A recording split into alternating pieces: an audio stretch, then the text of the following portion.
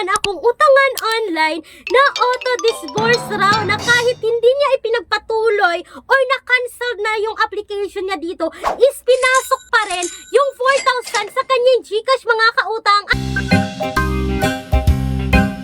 At yan yung pag-uusapan natin, no, kung makakatulong ba ang ganitong utangan online or dapat nating iwasan. Dahil sa video na to, i-share ko sa inyo yung pinaka-interest dito at kailan natin babayaran. At alam ko mga kautang, hindi na ito bago itong loan application na to dahil makikita ito sa Google Play Store or sa App Store. So ibig sabihin nito mga kautang, kailangan yung i-install, kailangan yung i-download. So kapag nag-install at nag-download tayo, kailangan nilang i-access yung phones natin. So kung ayaw natin ng ganito na nakukuha nila o nanghingi sila na permission na makuha yung phones natin mga kautang, may mga alternatives tayo no na makikita ngayon sa description box or sa pen comment section ng video na ito na hindi po nang a-access ng phone dahil apply direct website. Pero bago yan mga kautang, no, sa video na to, pag-uusapan din natin itong mga alternatives utangan na nagpapautang ng pangmalakihan like minimum of 20,000, maximum of 2 million pesos. At alam naman natin mga kautang na may mga qualifications talaga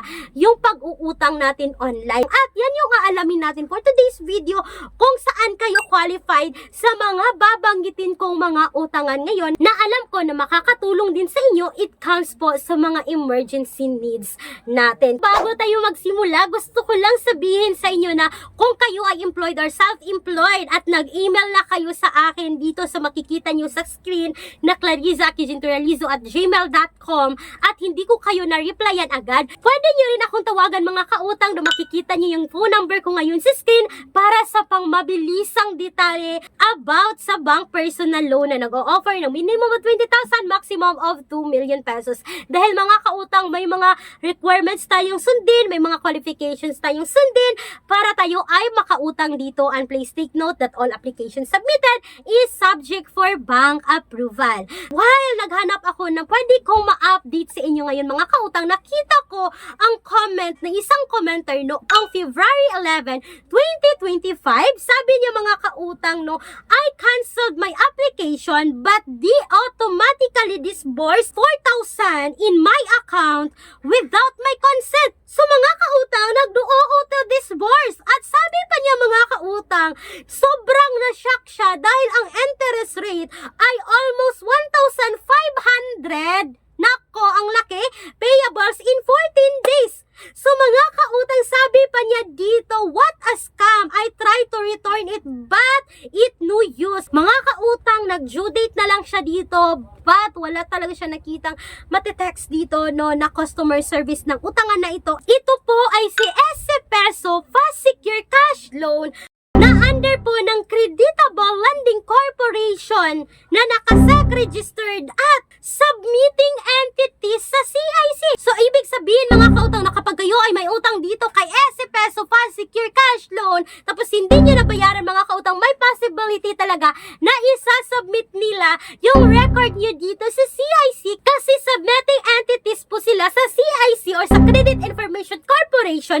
But pagkakita ko ng comment na to ay talaga nag-screenshot talaga ako kasi gusto ko talaga i-share sa inyo agad-agad. At hindi lang yan mga kautang, no, ito pa recent comment noong March 6, 2025, sabi niya ito yung pinaka-worst na utangan na na-encounter niya mga kautang dahil po wala talagang breakdown ng loan na makikita kapag kayo ay nag-apply dito. At ang sabi niya mga kautang, ginuna yung pag-utang dito kasi akala niya kapag i-click down niya yung pag-utang dito, lalabas yung breakdown ng loan. But hindi mga kautang, automatic din na natanggap niya yung pera sa kanyang GCash. At sabi pa niya mga kautang, no, na babayaran daw niya yung loan niya na sobra namang laki ng kinaltas dito. So mga kautang, for me nung until now, itong si SC Peso Fast Secure Cash Loan is hindi recommended. At ito talagang utangan na ito is ito talaga yung always kong nakikita yung advertisement sa YouTube, sa Facebook mga kautang na sobrang ganda raw utangan pero hindi naman. Hay nako, sorry ka talaga SC Peso, no. Sana po ay ang daming makikita ng video na to para hindi nyo na talaga mautangan itong utangan na ito. At alam ko mga kautang no, na nanonood kayo ng ganitong klaseng review kasi nga naghahanap pa rin kayo ng legit na mauutangan online. Yes mga kautang, ang dami naman talagang mga legit na utangan like Mabilis Cash,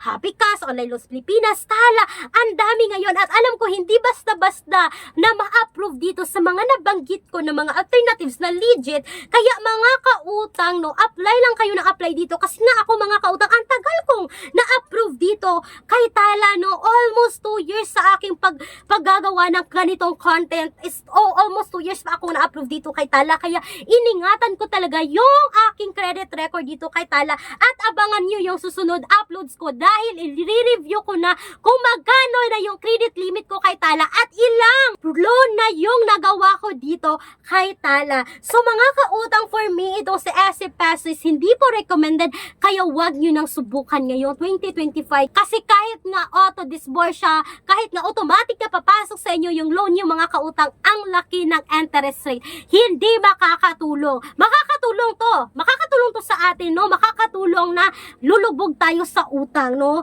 So mga kautang, sana po ay nakatulong itong quick review ko and don't forget to email me right away or to call me ngayon mga kautang regarding sa bank personal loan para ma-assist ko kayo agad. Once again mga kautang, this is Clarice, ang inyong number 1 palautang dahil utang is life. Bye bye bye mga kautang!